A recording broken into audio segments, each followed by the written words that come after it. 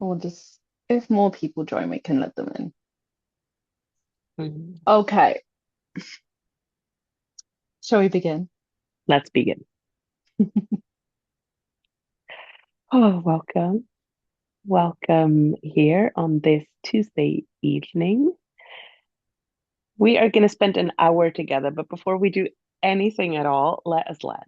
Let us perhaps take a stretch, bringing a little bit of length into the body, maybe a little sway to soothe the nervous system, to be kind to you.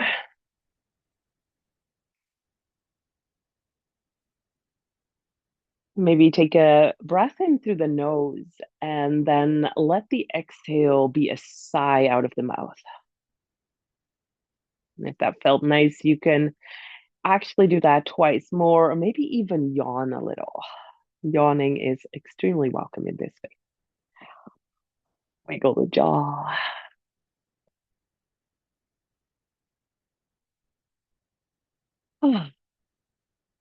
Then there is an invitation to close the eyes and to bring both your hands together and then start rubbing the hand, creating warmth and life and kind energy between palms and fingers. And then let us take those warm hands to a part of your body that really use this loving, nourishing warmth right now. Sensing the warmth, maybe even the pressure, that kind pressure to your physical body, letting yourself know that you are held. And then breathe a few more really nice, kind breaths for yourself here, moving the rib cage, the belly as you breathe in and out.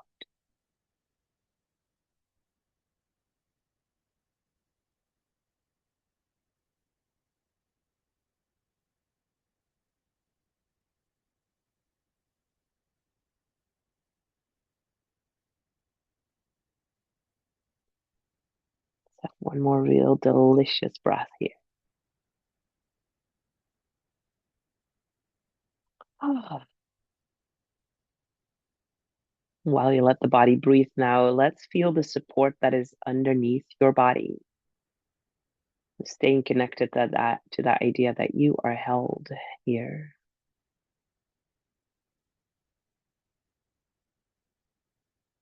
Maybe you can lean a little more into it. See if there's any maybe parts of your body that can soften a little more. No need to grip or hold on anymore. And now you can actually simply be here.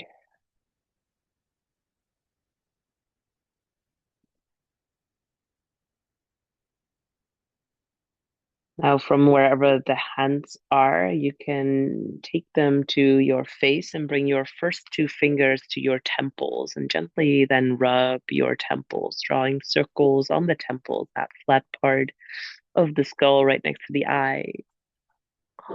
You can let your jaw just hang there a little. So maybe have a slight open mouth. You can even slide the fingers down a little bit to that space where your top and your bottom jaw meet. That can be really tight, so be gentle, be tender here. Good. Maybe even massaging your cheeks and ears. Good. And then from there, let us bring our hands, sliding them down over our chest, down our belly, kind of brushing off the chest, the belly, maybe your waist, whatever parts of the body you can reach with ease, maybe arms and hands. Good. And letting the hands rest, let's take one more breath in together and let's sigh the breath out. And while the body breathes, let's blink the eyes slowly open, come back into the light. Here we are, welcome. We just did a little landing and we do that for you guys. We actually, that's a little secret, but we also do that for ourselves so that we also land here in the body, the breath, so that we could be super present with you guys, because we've also transitioned just from, I don't know, making dinner, putting kids to bed, getting ready for this. And so we also use this as a little landing for ourselves while you also Mm, land in. It's definitely how, like, working together, me and Claudia connect. Even we've been talking before we started. This is like to really, connect in the sense of like, are we breathing? Are we focused? Are we connected to ourselves, our own bodies as we come into this?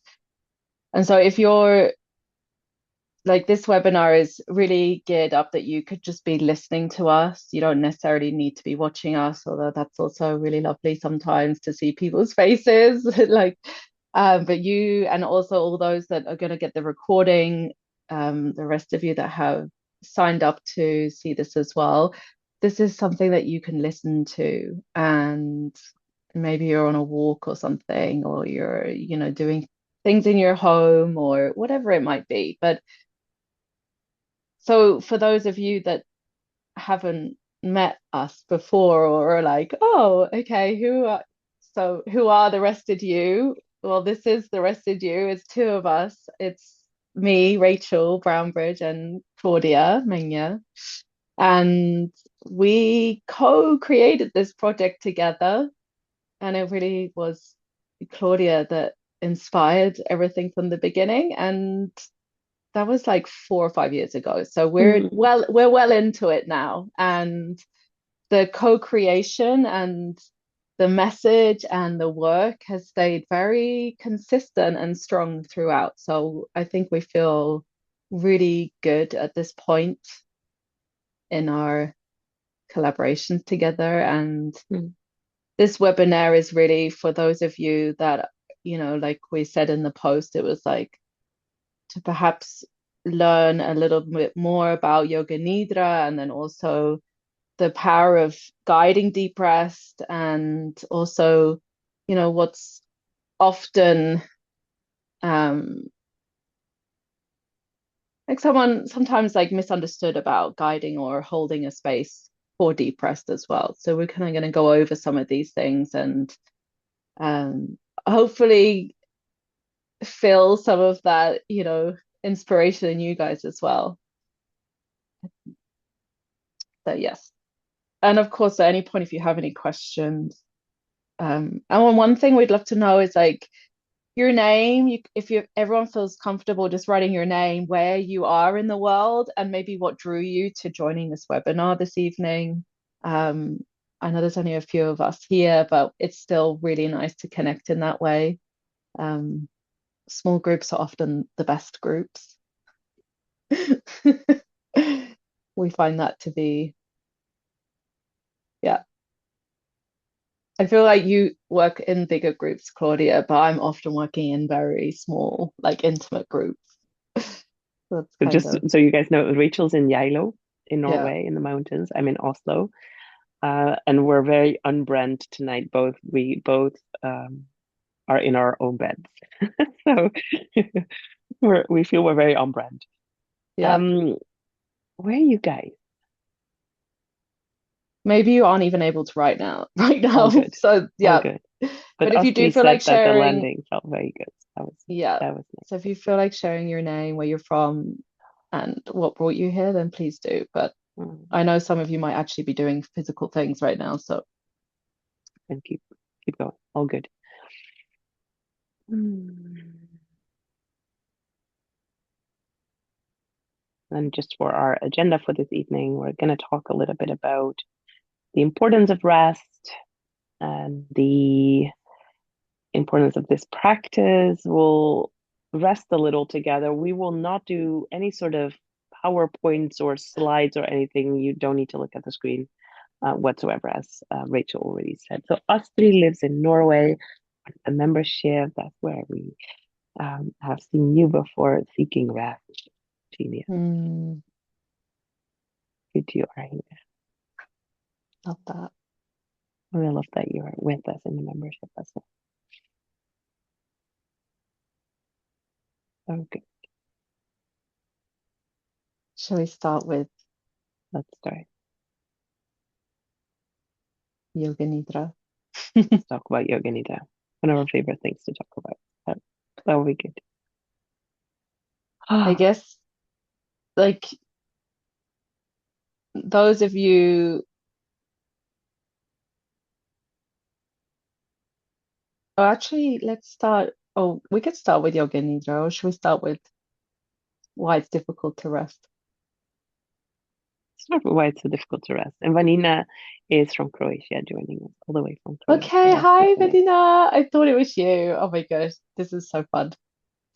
Um, so why is it so hard to rest? This is like, well, some of you might already know, like if you guide space or you're guiding classes or you're working just, or you're just with other people, right? These conversations that we often have with other beings often come across these, conversations where people are talking about how they're feeling. We might ask someone, how are you doing?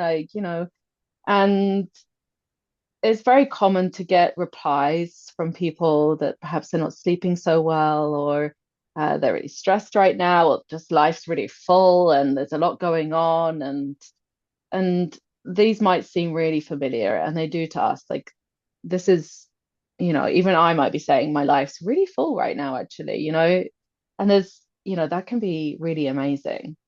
However, what often comes after that is like if there's a suggestion of like, oh, you're taking care of yourself, how are you finding relaxation? How are you taking care of yourself in these moments? And I think that's when the conversation can often turn a little bit like on, like we're stepping a little bit on like stones or like broken glass. We're like tiptoeing around this conversation of resting and taking care of our bodies, our nervous systems, and it can sometimes feel like there's a lot of emotions in that and a lot of different responses that we might get from other people, but also from ourselves.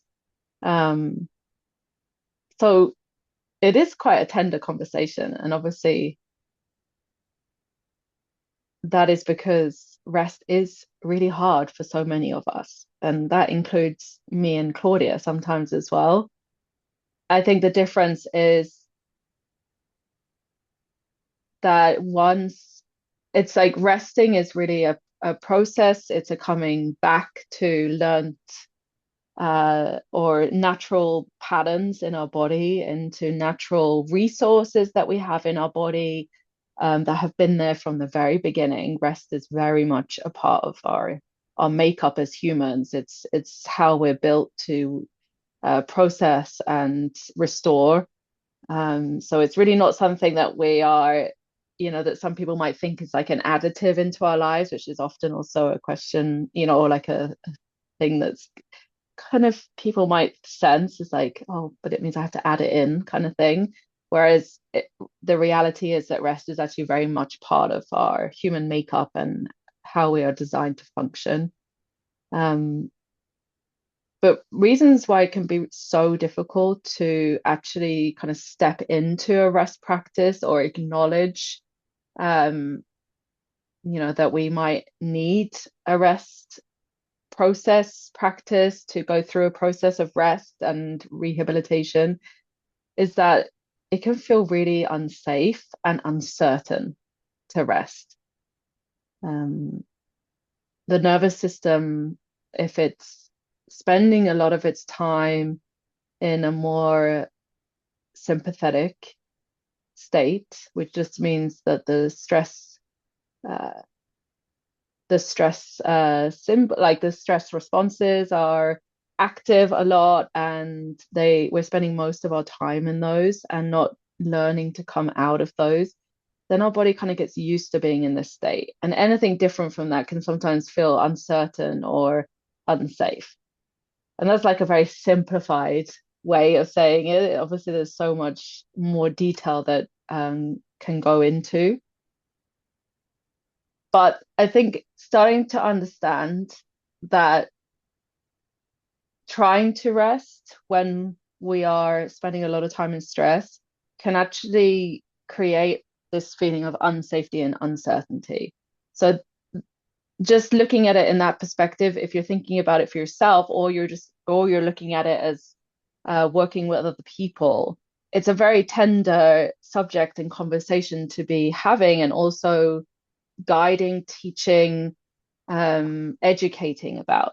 Because how do we, through education, through guidance, through all of these different techniques, how do we help people's nervous systems find certainty or uh, ease and comfort in rest? And it should sound like that's obvious. Like, of course, rest should feel easeful and delightful and joyful. And yes, it should, or it should. That's like the hope that we would have. But the reality is that it can be perceived more of like a threat in a way. And that's where a lot of people, um, or where we're meeting a lot of people in the conversation around rest, or wanting to spread the word or bring more people into rest, or even with ourselves, that inner resistance, or uh, the uncomfortableness of it, in our bodies or in our thoughts around it, and all the things that can come up in that moment before uh, even choosing to rest. It's like all of that comes before then. That is so true. And we worked a lot with people who are like burnout or are recovering, and it feels like, and that's not just what it feels like, that's also statistics. Like that just gets more and more every year. Actually, we just read an article just last week, I feel, about um, Gen Z, that they're actually more burned out even than our generation. So we're Rachel's 36. Did I say that correct?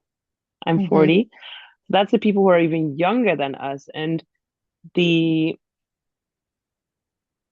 rest is always the last thing on the list, where there's work, and ideally lots of work for a lot of people, and a rich social life, and being on our devices all the time and being on all the time. Like that whole idea of work balance, work life balance, that doesn't even exist anymore. Everything is kind of intertwined, and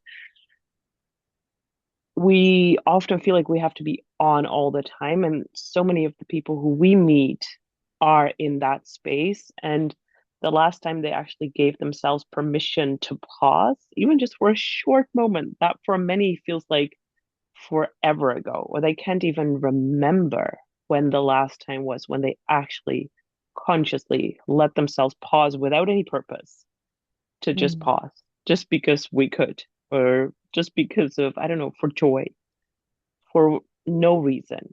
And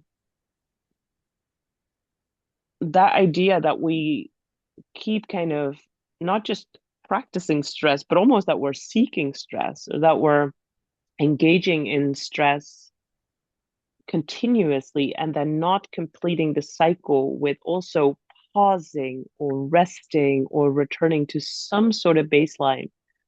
Um, that is worrisome, and that is a bit sad. But also, what we see a lot is that tending to the nervous system, and tending to the nervous system through restful practices, helps so well and works so fast. The body is actually so forgiving.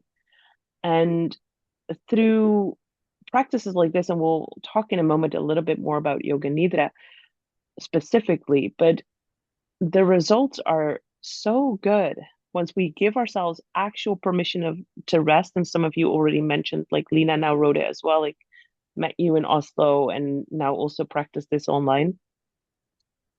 It Mm. is very helpful to do it together and to be guided. And the effects of that are so good through a practice that is, I wanted to say very simple, but it's actually very layered and very complicated. But also it's very simple, because all the person that receives the practice needs to do is lay down and receive, which is, isn't that delightful in this world, to just lay down and receive? But that we can actually return to that stability, to that baseline, to rest actually quite easily. And that Mm, always leaves us or gives us a lot of hope that it is possible also in this world that is so busy that from like you started that idea of like, life is very full. And I feel that myself 100%. I feel that from the moment I wake up, actually my life is very full and there's a lot happening in a day. But when you learn both how to take care of yourself and how to help others find that way of living and doing life as well, that is actually so helpful, so nourishing, so satisfying. mm. It's not as far away from people No. as people think. And I think that's something we've learned through these years of guiding deep breaths and also through the facilitator training of like once, because I think the thing is with all of these um lifestyle habits or rituals or wellness, whatever you want to call it, like how we live as human beings, like the basics. Rest is part of our basic needs. So it's very much tied into hydration, sleep, uh, nurture, like all of these different things that we need as human beings to feel safe and that we can thrive, basically. And once with through practice, right? Because guided rest is why we like guided rest so much, is because it's something that it is easy to practice in terms of all the other things that maybe we might being asked to do, because you don't need to do anything apart from decide to do it. And obviously, we understand that that's obviously a huge hurdle for many people, like deciding to actually make space for it in their life. But once you've made that decision, and you're listening to it and you start to feel the benefits, the practice of it is what actually teaches people for themselves. It's what gives them the answers that they are perhaps not, they might not even be seeking for the answers, but they learn so much through the practice of deep rest that it's kind of self-fulfilling itself. It's giving us, because of deep rest being so restorative and beneficial to so many different parts of our internal being, physical, mental, psychosomatic, everything. It gives so much space for answers to be answered and for us to find clarity and connection and um, yeah, really see things for how they are, perspective, clarity, reality. It's like all of these things become easier to see and sense through deep rest because we're basically just giving our body space to heal and recover and process. And there's so much that can happen in that. And we love guided rest so much. And it's like something I learned recently through listening to a really fascinating podcast on like writing and creativity and myths and storytelling. And it's something that I think actually me and Claudia, we talk about in the training, even though it's like, I don't think I'd read this research before, but it, because we talk a lot about guiding and using our voices to share the practice of deep breath. And this research was done, I think it was on parents reading stories to their kids. I might be wrong, but I know there's like different researches on this, but what it was that when someone is telling or reading a story to someone else, the listener, so the person listening to the story, their brain waves start to couple, they call it coupling. So they start to kind of like copy or mirror the person that's reading's brain waves. And that can actually, the more that they couple and like copy each other, like mirror each other's brainwaves, the more understanding they have of what they're saying. Um, and like from our perspective of Yoga Nidra, it's like you've probably, it sounds like you've all kind of listened to meditations or Yoga Nidras before. You know, on these big apps, there's so many different voices out there, and it's very easy to start listening to a meditation and then just be like, no, that's not the voice for me. And I kind of like, I'm just theorizing this. This isn't like anything I know for sure, but we kind of feel like it's the guidance and the voice is actually really important um, for the listener to feel that sense of that this is a safe voice to be with. And we use that word safe more as like, this is a voice that I feel comfortable to be with. I feel safe enough to listen and feel that I'm going to feel relaxed with this voice, that I can try and feel relaxed. So that's quite interesting when it comes to the guided relaxation, that it can actually affect our brain waves. And in Yoga Nidra, that's and rest, that's like a huge thing. Brain waves have a lot to do with how we access deeper states of rest and deeper states of calm in our nervous system. Mhm. It's so interesting. And Astrid said, I feel the same.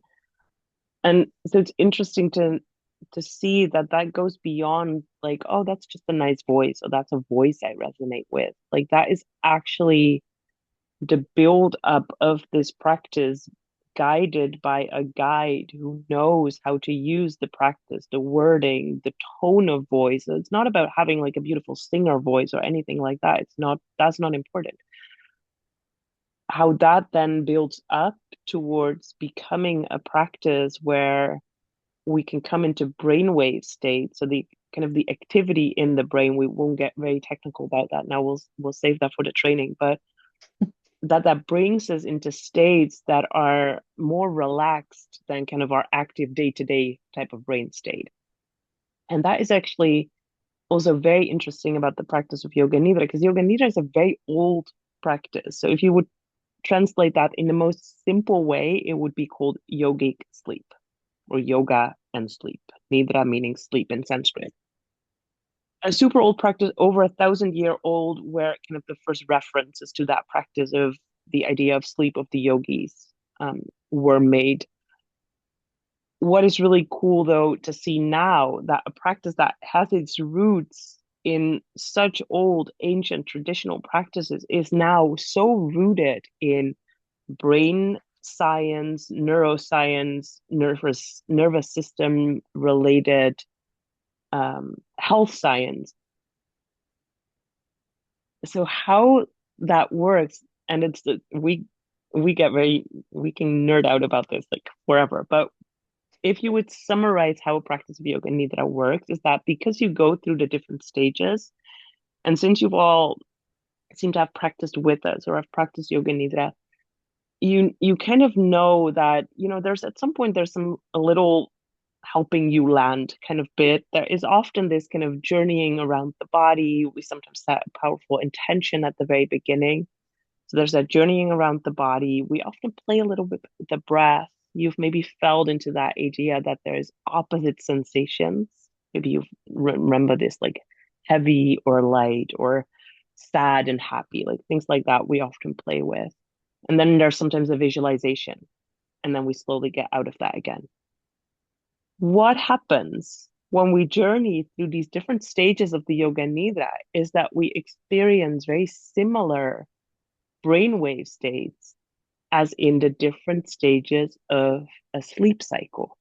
So going from light sleep into deeper sleep, all the way into deep sleep, and then easing out again, going through that stage of sleep where we dream the most, etc. And then a new cycle starts. And that is wild that we can experience something while we're actually awake, because that's when we are in yoga nidra when we haven't fallen asleep, which also sometimes happens and it's fine.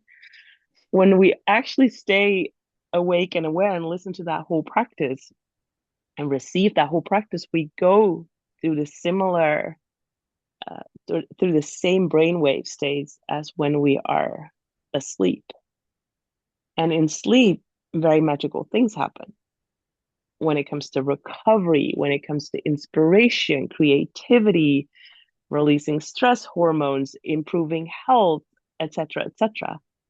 And when we can, quote unquote, achieve that in a practice where we're actually awake and where we don't go through hours of sleep, but where we rest maybe half an hour, when we can receive so many of these very special benefits, no matter if it's for, I don't know, there's a lot of science now on Yoga Nidra and how it helps with anxiety, how it can help with depression, how it can help with hormonal health, how we can, of course, improve sleep, because through these different cycles that we kind of ease through, or through these brainwave states that we travel through, we kind of help ourselves relearn how to sleep really well. So a lot of Mm. people, as soon as they start practicing Yoga Nidra, they sleep better. And I think many of us know that when we sleep better, everything just feels a little better. Life is just a bit nicer when we sleep really well, so that we can receive all these incredible benefits by being guided in rest. That is so needed and so Mm. helpful in this. I feel I sound really old now, but in this day and age where overwhelm seems to be one of those words that we just throw around. We're always overwhelmed, and I am I'm overwhelmed myself a lot. But that in this time where there's so much overwhelm and so much pressure, and there's just so much to do and be with, that there is actually a practice that can support us with that, and that where all we need to do is just listen. That's actually, I mean, I find that quite genius. And we love that question, Lena, because I Yes. think it doesn't come up so much anymore, but it for a while it was like everyone was saying this, especially Yeah. when I studied, probably when you studied Yeah. it as well, like how many years ago it was. But it's like this is not true. And No. it 10 minutes of yoga nidra does not equal 1 hour sleep. And no yoga nidra actually can be substitute for sleep. They're not the same thing. But however, and like studies or some studies suggest that it reduces or helps to reduce sleep debt, which is like when you've not received enough sleep hours, and it can help improve sleep quality over time, and also it can lower the sense of fatigue. But actually, none those three are like important. But I think the one that me and Claudia always come back to, the most important one, is it's a really solid way to retrain your body how to go through the process of going from being awake to being relaxed and then drifting off to sleep. And if you think about like how many of you have fallen asleep in a yoga nidra, I mean, like everyone, I'm sure, I don't think there's a person in the world that couldn't put their hand up for that. So, and that's just like shows you like how easy it makes it to fall asleep because of the process that it's deliberately taking you through. And so that's what we see it as having its strongest benefit from. And actually, someone in the training last year said that she really completely transformed her sleep. Like, this is just her experience. This is not like, it's not going to fix people's sleep problems necessarily, but it's going to be a huge support and tool that will definitely um, be a big support in sleep, any sleep issues. But a lot of people find that, yeah, no, no worries. We haven't, someone hasn't asked that for a while, but it's really good to make sure that because it was put out there a lot at one point, Yeah. and I think it's easy for these things to have like everything gets miscommunicated, and so that's fine. It's like, but it's good that we now know that it's not the same. um, but equally as important. And I think that's another thing that, people we as humans, we don't want to feel like we're not doing something good enough. So like this idea that we might not be sleeping good enough and we also might not be resting good enough can feel a bit like, oh, how am I going to find all this time in the day to rest and sleep kind of thing. And it's kind of hilarious, but it's also a real reality for many of us. And it pushes a lot of buttons, and it starts a lot of conversations and questions. And so and for us it's necessary, like these things need to be pushed, these buttons need to be pushed, these conversations need to happen, but it doesn't need to be aggressive, and it doesn't need to be pushy or making people feel bad or any of those things. It's more how can we just bring light to this? So yeah, kind of went on a detour then. But I No, but think that's I, yeah, no, but it's such an important conversation to have. But um, I what is very nice now is that there's so much more focus on sleep, and that actually people are starting to realize more and more that sleep is actually important, and that's a huge pillar in like mental and physical health. And that with that also practices that help improve our sleep and help improve like actual rest moments throughout the day, they grow in popularity too.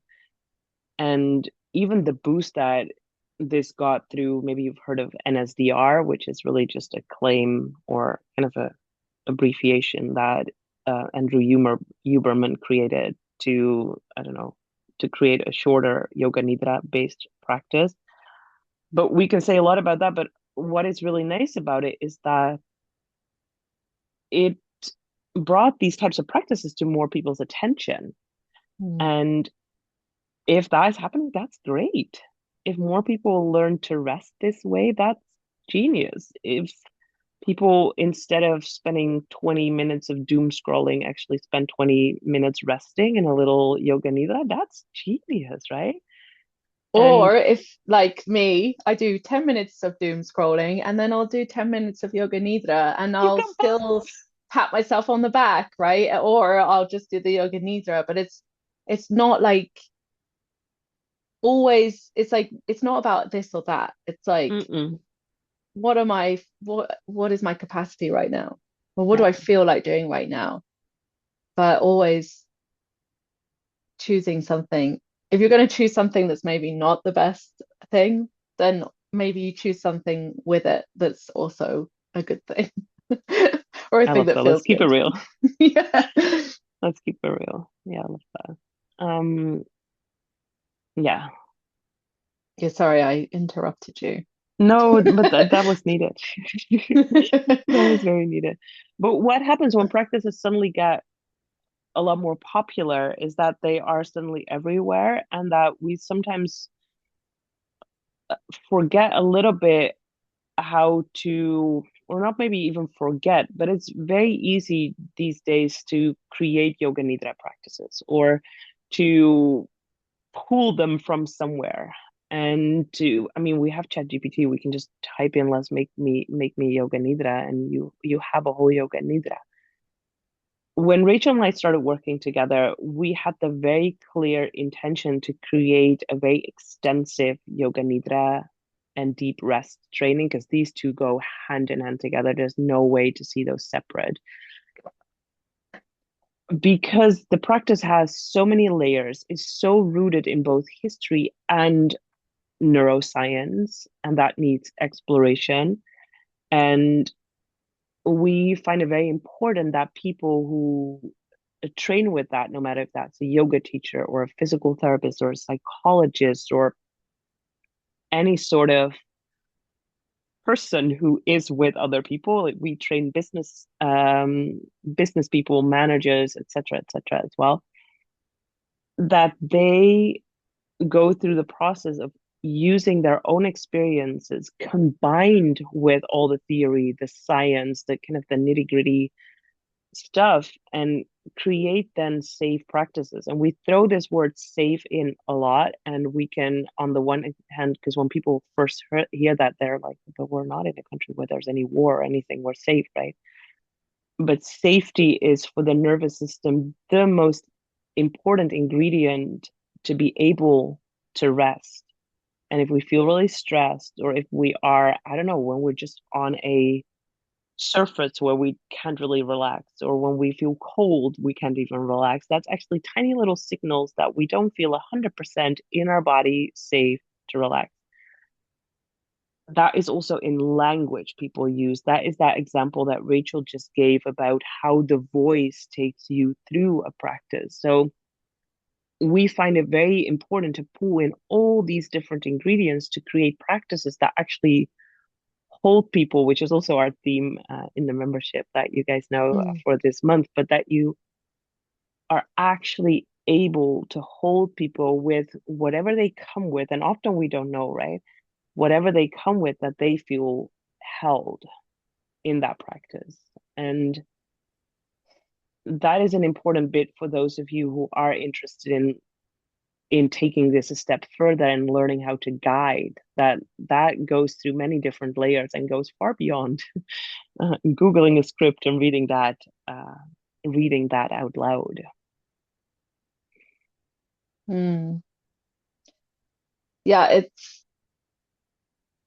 I think it's often that thing that we you might hear. It's like the best way to teach is to understand what you're teaching and to have some sort of personal connection or relationship with what you're teaching so that you're not, like Claudia said, you're not only speaking from the knowledge and information that you've gathered and integrated, but you've also had an experience through it that can help shape your way of teaching, your like authentic way of teaching.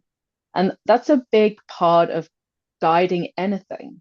All good teachers are sharing from a place of deep reverence for what they're teaching. Like there's a deep respect for what they teach through the gained knowledge they have of it. So the more knowledge we learn about something, whether it be the body or, all of the different things that we could learn about, the more likely we are to have like a respect for it, a reverence that we hold it close to our hearts. And that really shines through when we share it with others.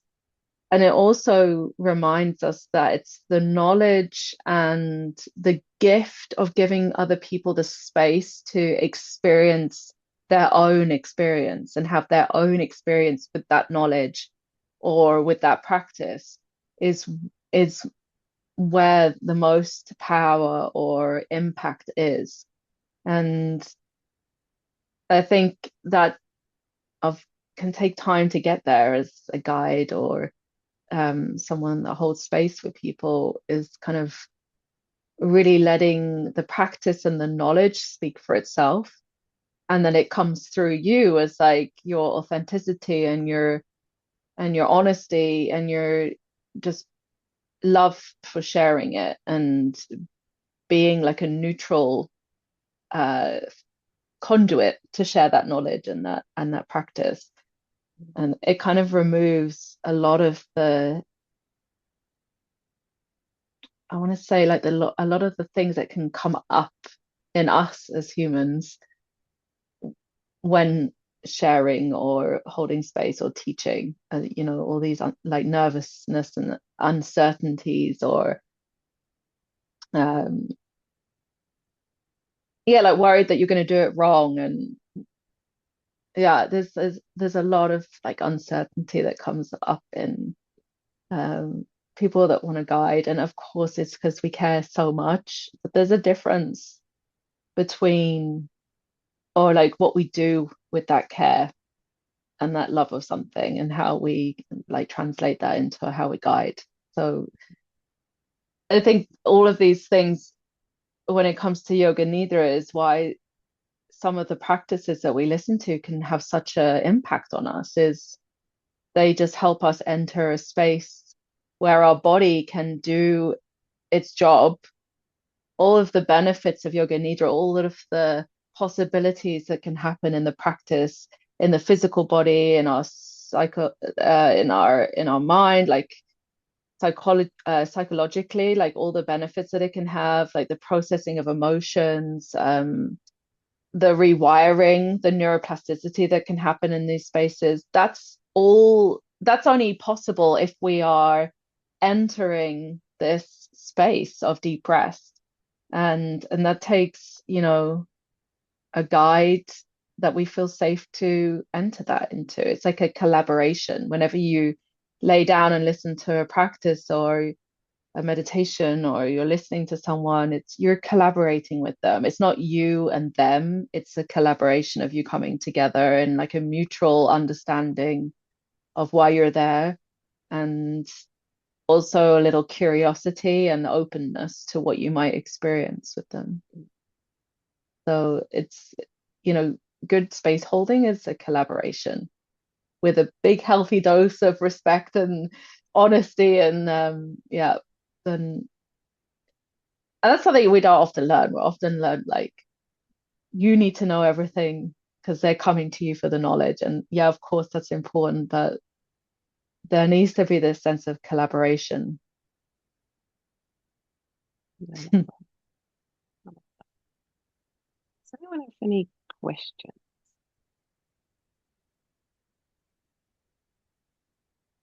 We'll do a little rest in a moment.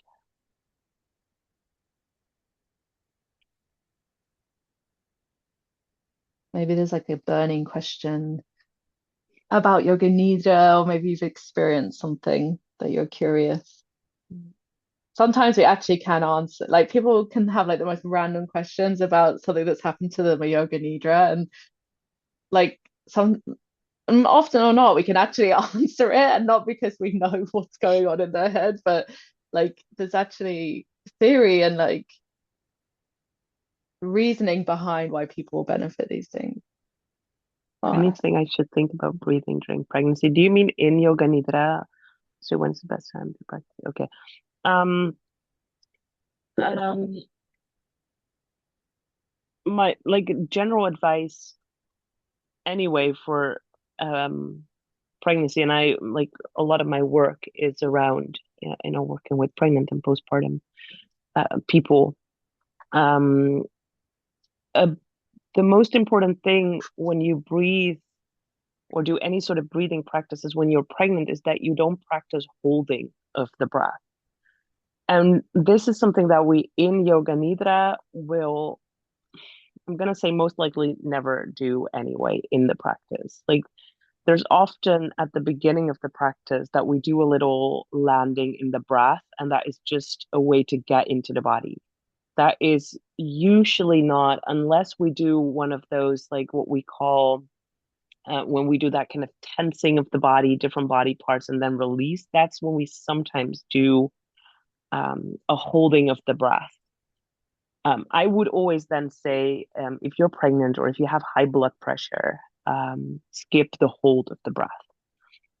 There is that bit in the Yoga Nidra that comes after that rotation of consciousness. So that journey around the body, or what we sometimes call the body scan. There is a bit where we focus on energy, and we often do that through breath. That will not be a part in the Yoga Nidra where we hold the breath. So that will also be 100% safe. Long inhale, long exhale without a pause, that is completely fine if you just keep the breath flowing. So you're not going to breathe in, hold the breath, and then breathe out, or hold the breath on empty. You're not going to do that. You're going to keep the constant rhythm of the breath uh, flowing when you're pregnant. But a longer exhale is totally fine. A long inhale is totally fine. Also, at some point during pregnancy, you're so filled up with baby that you can actually not breathe very deep. I often have people who are like really frustrated. They're like, I keep thinking deep breaths, but actually I can't, which is very normal because there's a baby kind of squished underneath your lungs. So you're just going to breathe with the space that you have. And that sometimes means that if it's a guided breath, as in where a guide would maybe go, okay, breathe in 2, 3, 4, and we'll maybe go till 5, you might already be full at 3. And then you're just going to release the breath out. You're not going to try to squeeze more air in because your baby's going to say no. Um, so that was kind of a long bit, but in Yoga Nidra, you're fine, you're safe. There, unless we do that tensing and releasing, there's not going to be a hold of the breath. And if you stumble upon a Yoga Nidra where they do that, you're just going to skip that. But a mm, good guide, I want to say, will tell you if there is something in the Yoga Nidra that I want to, for a large group of people, will not be a good idea. So that is mm, often the case with things like high blood pressure, pregnancy. Like we cannot, as guides, go into any specific like medical condition, but if there is things that are that talk to lots of people, then I feel we as guides we have to say that. Hmm. Yeah, and I would just say, it's like instead of thinking like how deep or big can I get the breath, it's like where can you find space? Because Yeah. your rib cage is like it's not just the front, it's the sides and the back, and especially when you're pregnant, like everything is pushing forward, like everything is forcing everything forward, right, in that motion. So even if it's just that you recognize the sides of your ribs and the back of your ribs, and you might not find more space, but it might give you some relief or like just the uh like a different perspective of your breath as you're breathing, and that you don't feel like you need to be so big with your breath when it feels limited, and it can maybe shift the perspective a little bit. Yeah, what was the other? Wow. I can answer. Then Lena asked, when's the best time of the day to practice yoga nidra? I love that question. Yeah, it's a Um, good one. Anytime when you can. I mean, I have a slight obsession with practicing in the morning, but I that hardly ever happens. But me and my husband have a deal that like on one weekend day, like I take the kids and the other weekend day he takes the kids. So then I actually have an opportunity to like go to the bathroom and then go back to bed and practice the yoga nidra. And that's of course delicious because then you've just had ideally a night's sleep. And then the chances that you fall asleep are a little bit smaller than when you do it. Like I do it a lot before bed, but I hardly get through the body scan. Like I fall asleep with AirPods in a lot. But I think, and that is also this idea of trying to normalize rest and encouraging people to rest is to just say, like, when you can do this, like, do it. If that Mm. means for you that you can do it during a lunch break when you have, I don't know, a home office day, or when you come home from work and you actually have space to do that, or whenever that is, then that's the best moment. Yeah, I don't think we're so, and also it changes. Like Mm. in our, if you're doing this practice for many years, it's going to change as well. I think I also started doing it in the mornings. It's like it's like almost re-entering that like very light dream sleep that we that's where we're like coming out of when we wake up.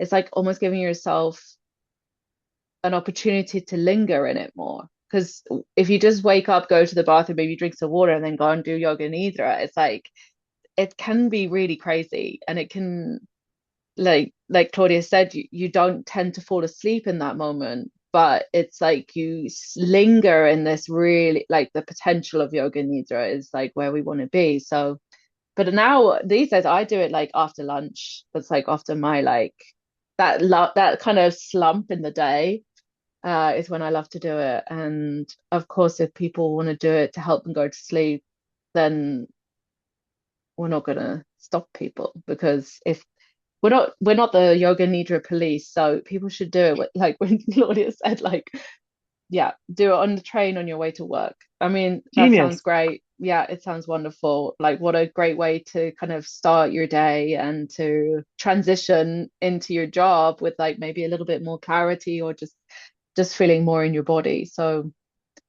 yeah, it's really find your opportunities and take your like yeah, opportunity. It's like we often tell ourselves we don't have it, but even like seven, sometimes I'll just do like 7 or 10 minutes. It's like that's an opportunity worth taking. 100%. Okay. If, shall we end on a short little 5 minute practice? And restful. Yeah. Thank you for the great questions, everyone. That was Yeah, thank you wonderful. so much. And you're always welcome, of course, to send more. Actually, one thing we wanted to say before, we'll do like a little closing relaxation, but the yoga nidra and deep breath facilitator training that we hold every year is going to be open for registration at the end of this month, so the end of March. And key things to just know is that this year it's all online, which is different and which makes it more accessible as well. And then it's also going to be starting earlier. It starts in September and will end at the end of November. which we're very happy about because yeah, teaching the training in December is it's yeah, it's much better to end in November. So that's another thing. And also that all of you that have signed up to this webinar will get another email in your inbox with a gift from us. So keep an eye in your inbox if you're interested. And so you just so you know that you will get another email from us before around the end of this month. And that's really it. Like, this is what it's like to hang out with us. You could be doing this for 3 months, and yeah, it's a lot of fun actually. So, if you're with us for the next few minutes, maybe you want to, again, like maybe you roll your shoulders or take a stretch. Maybe you lean back if you're in a chair or move side to side, whatever position you're in, maybe a gentle movement, maybe even a yawn that naturally comes. And if it feels appropriate or you're in the right place, you can gently close your eyes. Maybe just noticing the darkness behind your closed eyes. Maybe there's still like the sense of light coming through, but that subtle change.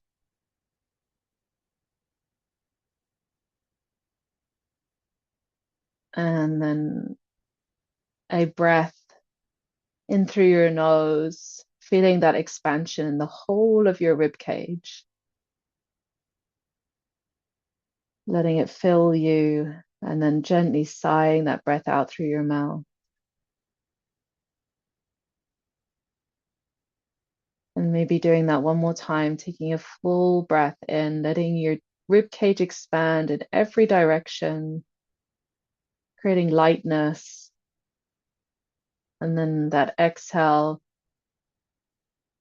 a gentle release, a softening in the body, a grounding. Perhaps it even feels comforting.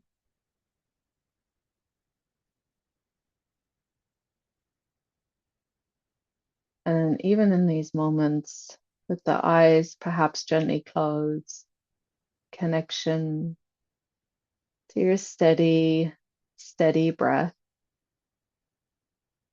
there can be a recognition that even in this tiny moment of rest, there is so much going on in the brain, in the body. And the brain is relieved in this moment, like a little cheer or a little hooray at this moment of rest with the eyes closed. And it's just a reminder and encouragement, even if we don't have physically people clapping or, you know, encouraging us, that even these small moments of rest have big meaning and big effects on us. And even bigger moments of deep rest have the potential to change us in all the best ways and bring us to a place of feeling even more ourselves and even more at home in ourselves in a world that can feel incredibly uncertain and even unsafe sometimes. So we hope that you maybe feel a little softer into your own body and maybe even sense that potential in even just a small moment of rest and connection. And we are very grateful to share this hour with you and enjoy this time together talking about something that is so close to our hearts. So we appreciate you guys very much. Thank you, everyone. Thank you. I hope you have a restful evening to follow. And yeah, we'll be in touch. Mm, thank you. Bye bye.